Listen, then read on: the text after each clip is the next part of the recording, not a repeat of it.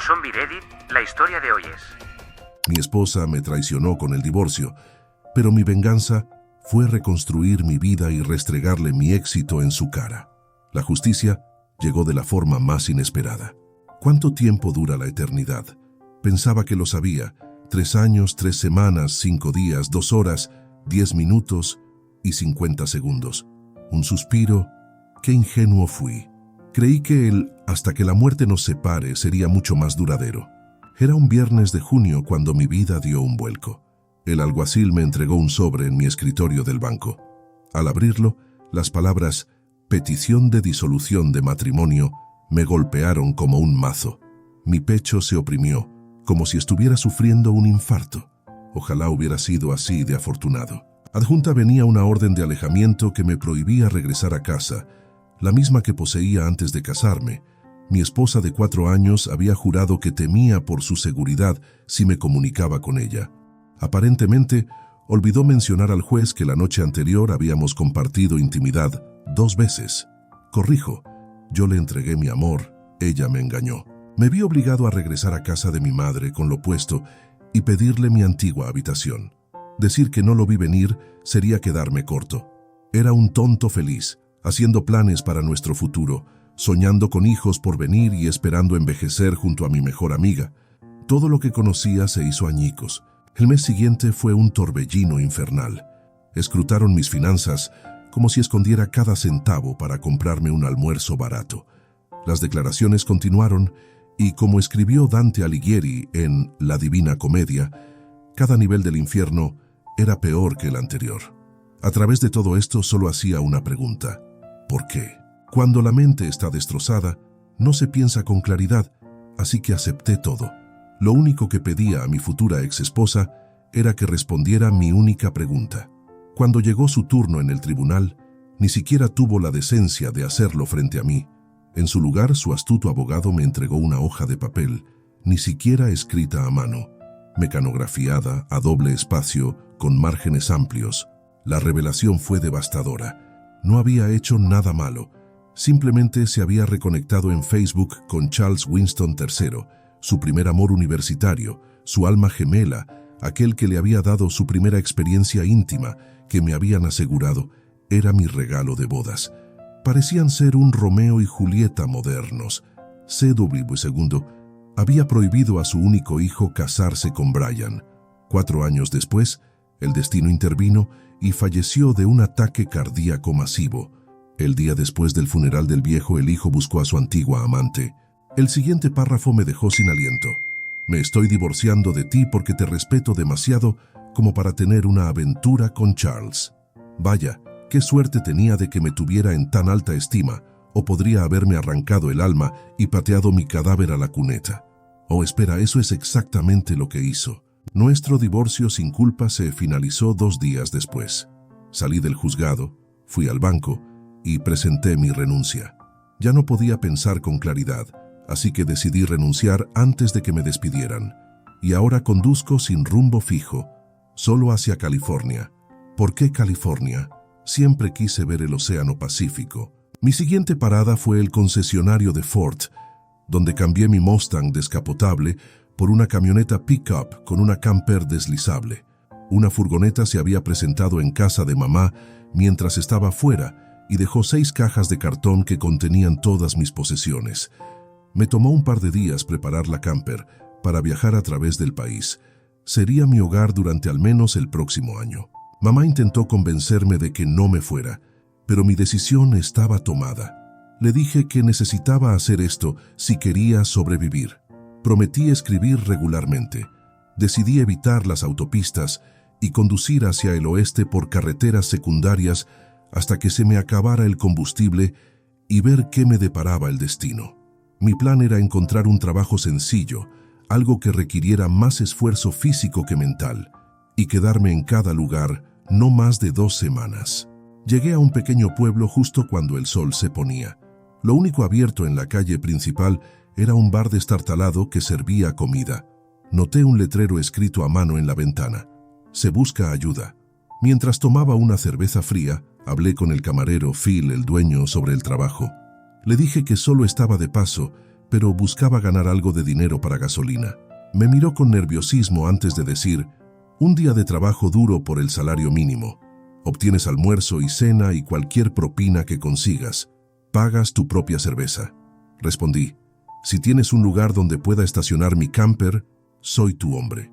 Justo afuera, en la parte trasera, sobre la grava, dijo. Luego ponte este delantal y comienza a limpiar las mesas. Y así comencé mi nueva carrera. En el 7º día de mi odisea, conocí a una mujer, tal vez 10 años mayor que yo, pero nada mal. Esa noche compartí intimidad con solo la segunda mujer de mi vida. Se sintió bien, muy bien. Fiel a mi palabra, me fui después de 2 semanas. Phil, el dueño, me entregó un sobre con mi pago y dijo: tienes trabajo siempre que lo desees. Durante los siguientes 6 meses, trabajé en 12 restaurantes, cafeterías y bares de mala muerte diferentes. Conocí a una docena de mujeres diferentes que escucharon mi historia y quisieron animarme. Luego me encontré con un obstáculo inesperado: el invierno en las montañas rocosas. La nieve caía tan espesa que apenas podía ver la carretera al llegar a un pueblo sin nombre en Colorado. Por la falta de tráfico, parecía que todos con un poco de sentido común estaban refugiados en la cama esperando que pasara la tormenta. Las únicas luces que vi fueron las de la comisaría de policía. Estacioné frente a ella y le expliqué a la gente que necesitaba un lugar donde estacionar hasta que las carreteras estuvieran despejadas. Fue amable y me dijo que podía estacionarme en su estacionamiento.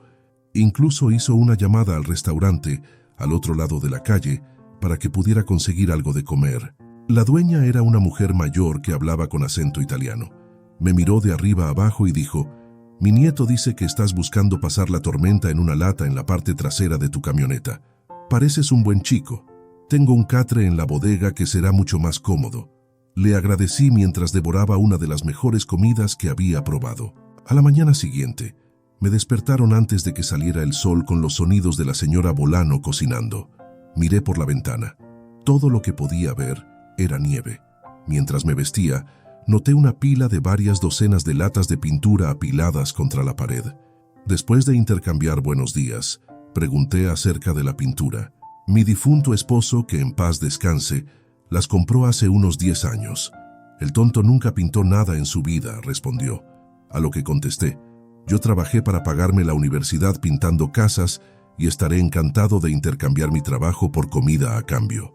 Se cerró el trato, uno que cambió el rumbo de mi vida. Pintaría todo el restaurante y trabajaría para cubrir alojamiento y comida. También ayudaría en la cocina para preparar la cena cada tarde. Dejé de pintar, me lavé y me puse un delantal para aprender los secretos de la auténtica cocina italiana. Pasé las siguientes 5 mañanas en una escalera, lavando el techo de hojalata estampada, luego pintando un color base. Un color de acento hizo que el techo pareciera digno de la Capilla Sixtina. «Peter, eso se ve tan hermoso. ¿Eres un artista?», exclamó la señora Bolano. Al día siguiente, las carreteras estaban abiertas y los clientes comenzaron a entrar. Sin excepción, sus cabezas se volvían hacia atrás mientras admiraban mi esfuerzo. También varias jóvenes se acercaron a admirar al pintor y pronto tuve un calendario social completo. No pinté mucho en los próximos días, ya que la camarera de la señora Bolano nunca se presentó. Le aseguré que era un camarero experimentado y tomé el control del frente del restaurante mientras ella gobernaba la cocina. Formamos un muy buen equipo. Dormí como un tronco esa noche. Fue la primera vez que no leí la carta de Brian antes de acostarme. Nota que no dije antes de dormirme, un lujo que me había estado eludiendo. A la mañana siguiente, me despertó el canto de un gallo de verdad. Más tarde, supe que la señora Bolano despertaba al gallo en la pausa entre el almuerzo y la cena. Me paré a su lado y aprendí sus secretos. A la señora Bolano le encantaba cantar, principalmente canciones de amor italianas. Pronto me tenía armonizando con ella. También decidió enseñarme a hablar italiano mientras cocinaba. Fui un estudiante rápido y pronto estábamos conversando en su lengua materna. Bueno, quizás conversar era un poco exagerado, pero estaba absorbiendo todo lo que decía. Era la mujer más paciente que nunca había conocido. Las lecciones seguían llegando. En primavera plantamos un jardín de hierbas. En otoño aprendí a hacer vino y conservar productos. Rompí mi regla y me quedé durante 18 meses, aprendiendo a cocinar como un maestro y hablar como ella también. Terminé de pintar en un cálido día de primavera y le dije a la señora Bolano que era hora de seguir adelante. Ella sonrió y dijo que lo entendía. Me dieron una fiesta de despedida digna de un general victorioso. La señora Bolano me dio varios regalos, incluido un libro de recetas copiado a mano y una caja de vino casero. Después de darme un último abrazo, me entregó un sobre con un nombre y dirección. Cuando llegues a San Francisco, ve a ver a mi primo Anthony. Dile que eres el hijo que siempre quise. Decidí hacer un poco de turismo y tomé la ruta panorámica hacia la costa. Incluso gané unos cuantos dólares en Reno, la ciudad más pequeña pero grande del mundo, y escupí en el Gran Cañón. 4 semanas después, estaba almorzando en Fisherman's Wharf. A la mañana siguiente, me presenté en la dirección del sobre. Era un restaurante italiano muy bonito, enclavado en el centro de otras 2 docenas de restaurantes italianos muy bonitos. Parecía que North Beach era la mina madre para los amantes de la comida italiana. El barrio olía a paraíso. El restaurante estaba cerrado, así que golpeé la puerta. Un hombre bajo y calvo, vestido todo de blanco, asomó la cabeza desde la cocina y gritó: «No estamos abiertos». Golpeé de nuevo. Esta vez abrió la puerta. «¿Qué quieres?», preguntó.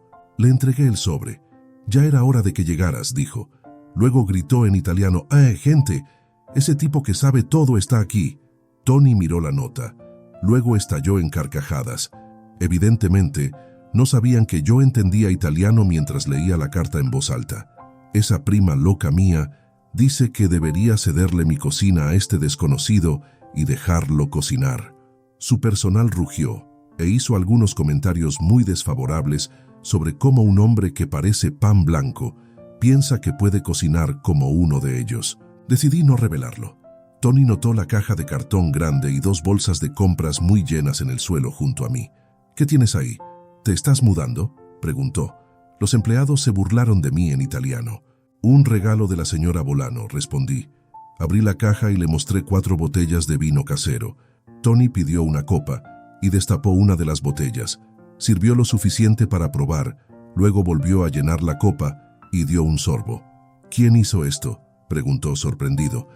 La botella fue pasada alrededor y todos pudieron probar el vino. «La señora Bolano me enseñó el año pasado», expliqué. Tony sonrió. «Si puedes cocinar tan bien como haces vino, quizás te mantenga cerca». Llamó a sus hijas y me presentaron a María y Gina, las 2 gemelas más perfectas y sorprendentemente hermosas de pelo negro azabache que podría imaginar. Tartamudeé. «Encantado de conocerlas». María sonrió y dijo: «Encantada de conocerte también». Gina, en cambio, me lanzó una mirada maliciosa y dijo: «Así que este es el legendario cocinero de Colorado». Escuché a alguien detrás de mí reírse y declarar: «¿La leyenda? ¿Él, una leyenda?». Esto fue seguido por una ronda de risas. Así fui ungido con mi apodo. Tony anunció en italiano: «Bien, veamos qué puede cocinar la leyenda. Puede que sea un loco, pero confío en mi prima. Esta noche San Francisco será tu juez». Gina me estaba mirando con odio. «Entendiste cada palabra que dijo», afirmó. Mi sonrisa me había delatado. Ella comenzó a reprenderme en italiano hasta que me defendí en su lengua materna. El personal de cocina nos observaba asombrado mientras discutíamos cara a cara. Tony finalmente nos separó diciendo: «Guárdenlo para después, tu novio tiene trabajo que hacer». «¿Novio?», escupió Gina a mis pies. «Mañana tendrá suerte de ser el lavavajillas». Luego pronunció algunas elecciones de palabras no muy agradables y se marchó indignada. Tony se rió y dijo: «Creo que le gustas. Ahora ponte a trabajar, vas a hacer la sopa y 2 platos especiales para esta noche». Recogí mis bolsas, que estaban llenas de hierbas y especias, respiré profundamente y saludé a mi personal. Por el resto de la noche hablamos italiano. Esa noche hice ciopino, una sopa tradicional de pescadores italianos hecha con cangrejo fresco, lubina, vieiras, camarones y almejas. Se agotó en 1 hora. Nos quedamos sin linguini al nero di sepia, hecho con cangrejo capturado a la vista de la ciudad. Unos minutos después, mi noche se completó cuando un camarero me dijo que 2 personas casi llegan a las manos por el último pedido de mi pesto. que había hecho desde cero. Tony entró a la cocina y me abrazó, y María proclamó: «Esta noche nació una leyenda». Gina, sin embargo, se quedó en su oficina haciendo la contabilidad. No dijo una palabra, aunque hice que uno de los camareros le llevara muestras de ambos platos. Agradecí a todos en la cocina y supe que había encontrado un nuevo hogar.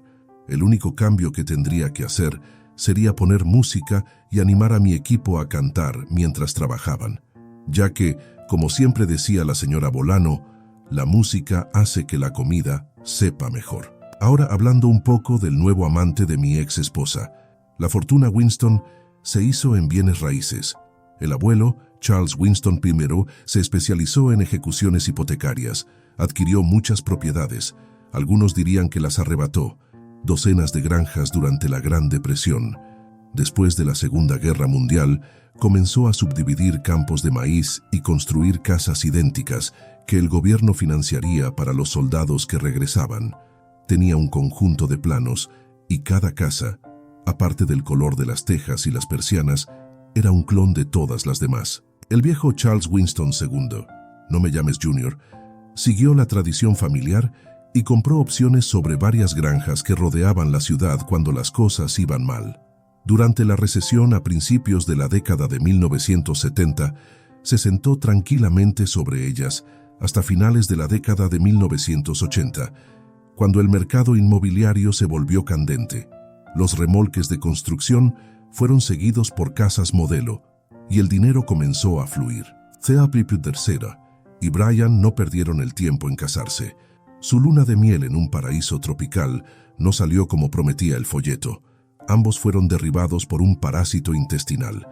El resort se eximió de toda responsabilidad, diciendo que no habían prestado atención a sus advertencias de no comer alimentos de los vendedores que recorrían la playa. A su regreso, el tipo seguro convocó una reunión y anunció que estaba cambiando la dirección de la empresa.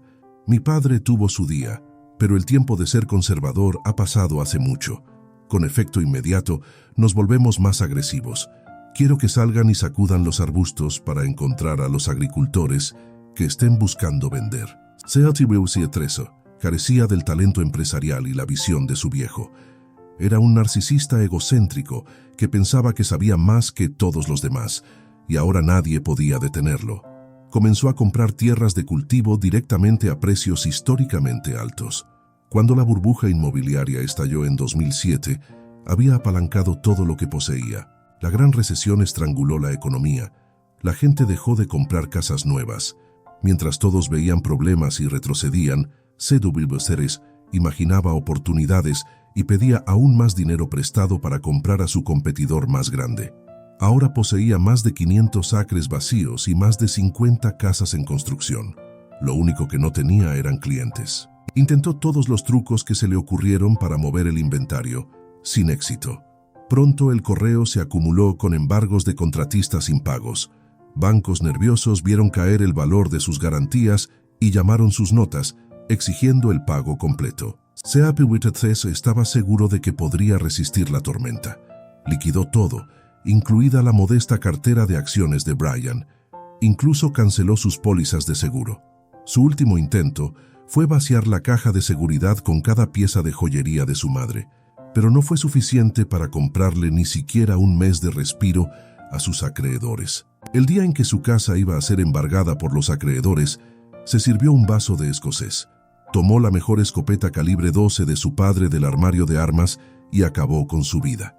Su ataúd no se abrió en el velatorio. Brian lo encontró minutos antes de que un alguacil llegara para entregarle los papeles de desalojo. Fue, pensó ella, el peor día de su vida. Desafortunadamente, muchos más estaban por delante cuando las deudas fiscales póstumas de su difunto esposo salieron a la luz. La fecha de la boda de mi hermana se acercaba y ella exigía que cumpliera mi palabra de asistir. Quería ir a su boda, pero había un problema. Mi ex, Brian, era prima del novio y estaría allí con su madre. No la veía en más de 5 años y preferiría mantenerlo así por el resto de mi vida. Sin embargo, mi hermana era implacable y finalmente desgastó mi determinación. Y así se hicieron planes para que tomara un fin de semana libre para volar a Chicago. Había estado entrenando en un gimnasio y tenía que admitir que me veía bastante bien con un smoking. El conductor de la limusina lo cronometró perfectamente. Los padrinos y las damas de honor estaban fuera de la iglesia, sin duda preguntándose si el hermano realmente haría una aparición después de 5 años. Podía escuchar el órgano sonando mientras salía. Me siguieron mis acompañantes Gina y María. Las dos increíblemente hermosas gemelas llevaban vestidos de diseñador que les quedaban perfectamente. Cada una tenía una abertura hasta el muslo que mostraba sus medias con encaje en la parte superior. Un mes antes, cuando les dije que no podía ir porque no tenía pareja, ambas se ofrecieron a acompañarme y hacer el papel. Bromé diciendo que las quería a ambas por igual y no podía tomar esa decisión. Gina, la gemela mayor, por casi 5 minutos, sugirió que cambiara mi respuesta de +1 a +2, y María respaldó la idea y dijo que tenía más votos a favor. Mi hermana preguntó quién era la tercera persona en mi respuesta. Le dije que tendría que casarse para averiguarlo. El séquito nupcial observó, atónito, mientras llevaba a una hermosa mujer en cada brazo y las escoltaba hasta el banco de la familia de la novia. La expresión en el rostro de mamá no tenía precio. Maldición. Se veían increíbles. Más de una persona debe haber sufrido latigazo cervical, mientras sus cabezas se giraban para ver al hermano ausente caminando hacia el altar. Las cámaras destellaban desde casi todos los bancos. Un grupo de amigos del instituto aplaudía y silbaba mientras pasábamos. Vi a Brian sentada con su madre. El tiempo no había sido su amigo y había aumentado al menos 30 libras. Tenía una expresión confundida en su rostro pálido. Ambas de mis citas me besaron antes de regresar a mis deberes de escolta. Me encontré a mi hermana en el altar y le dije lo hermosa que se veía. Ella rió y dijo, «Eres un bromista. Nadie podría superar esa entrada». Comenzamos la procesión mientras el órgano tocaba la marcha nupcial. Papá tenía otra solicitud, que diera el brindis antes de la cena. Nunca me he sentido cómodo hablando en público, pero acepté decir unas palabras. Intenté garabatear algunos pensamientos, pero no estaba teniendo mucho éxito. Entonces, noté a una pareja de ancianos sentados solos en la mesa del novio. Descubrí que eran los abuelos del novio que habían volado desde Italia solo para la ocasión. También supe que no hablaban ni una palabra de inglés. Estaban nerviosos e intenté ignorarlos, pero se veían tan perfectos sentados juntos, sonriendo a una habitación llena de extraños, hablando un idioma que no entendían, que me inspiraron. 100 escenarios pasaron por mi mente. La mayoría involucraba poner un foco de atención en Brian y pedirle que explicara lo que quería decir cuando juró hasta que la muerte nos separe. En cambio, tomé el mejor camino y en italiano impecable pedí a la pareja de ancianos que se pusieran de pie. Los saludé con abrazos y pedí a la multitud que brindara por el patriarca y la matriarca de una gran familia ahora unida a la mía. Después de un largo aplauso anuncié, «Brad, Wendy, por favor avancen aquí arriba». La sala se quedó en silencio, preguntándose qué estaba tramando. Les pedí a cada uno que extendiera la mano derecha. En el lecho de muerte de nuestro padre, él hizo que mi hermana pusiera sus manos en las mías. Luego envolvió las suyas alrededor de las nuestras. Con la poca fuerza que le quedaba, apretó y dijo, «Lamento no estar allí para compartir el resto de tu vida. Así que estoy pasando mi responsabilidad a tu hermano. Peter, serás el mejor amigo de Wendy, serás su maestro y su protector. No me falles. Esta noche confío esta sagrada confianza a tu esposo, Brad. Ata tu alma a la de Wendy. Ahora son uno. ¿Eres su mejor amigo, su maestro y su protector? No me falles». La multitud rugió su aprobación. Todos excepto Brian, que sollozaba incontrolablemente. Su madre intentaba consolarla en vano. Después de la cena, un cuarteto comenzó a tocar un popurrí de canciones mediocres. La música no estaba mal, pero al grupo le faltaba un fuerte líder vocal. Gina y María me agarraron de los brazos y me llevaron al otro lado de la pista de baile, donde liberaron el micrófono. Gina despidió a los guitarristas y al baterista de inmediato y desafió al tecladista a seguirnos el ritmo. Luego anunció, «Damas y caballeros, directo de un compromiso de 3 años en San Francisco, les presento a la leyenda». El salón de banquetes enmudeció. Teníamos mucha experiencia cantando juntos en el restaurante y pasamos las siguientes 2 horas serenando a mi hermana y su nuevo esposo con canciones de amor. Gina y María armonizaban como ángeles. Incluso logramos que el abuelo del novio se levantara para dirigir la tarantela, mientras el novio adornaba la pista de baile con su abuela. Cuando finalmente tomamos un descanso, mi ex suegra se acercó a mí. «Peter, ¿puedo tener un momento, por favor?», preguntó. «Buenas noches, señora Bennington», respondí cortésmente. «Brian esperaba tener la oportunidad de hablar contigo, pero pareces tan esquivo como el viento. Le gustaría disculparse y pedirte que la perdones». «Señora Bennington, eso no es necesario. Han pasado muchos años desde que cualquier cosa que dijera la señora Winston me importara», respondí con frialdad. «Por favor, Peter, no seas así, por favor, háblale», suplicó. «Nunca haré eso, pero hay algo que me gustaría darle», dije. Metí la mano en mi billetera y saqué un trozo raído de papel. El día que su hija se divorció de mí, su abogado me entregó esto. Debo haberlo leído 10.000 veces. Mis lágrimas pueden hacer que sea un poco difícil de leer, pero mis lágrimas están secas y ya no siento el dolor de su traición. Este es el último vínculo con su hija. Tómelo. Ahora es suyo. «Con su permiso, mis acompañantes me están esperando», concluí. Me di la vuelta y nunca miré.